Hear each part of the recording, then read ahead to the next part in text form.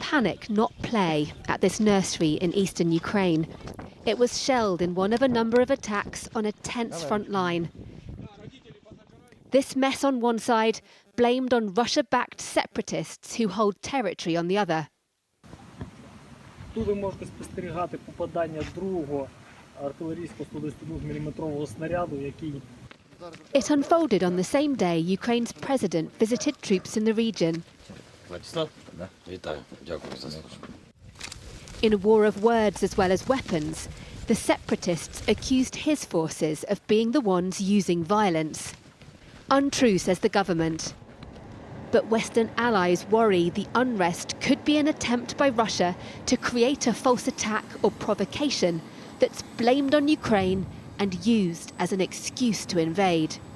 Britain's Prime Minister sounding, if not quite looking, concerned. I wish I could give everybody better news about this, but I have to tell you that the picture is continuing to be very grim.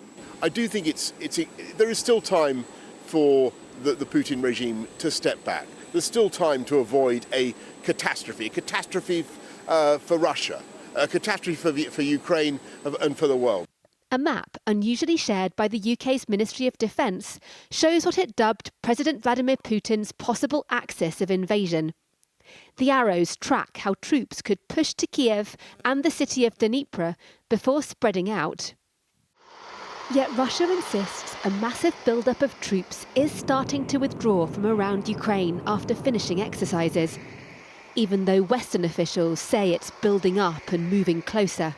How would you feel if this were to happen, like a war in Europe, on your watch as Foreign Secretary? How would you feel? It would be absolutely terrible for European security, for Russia, and for Ukraine.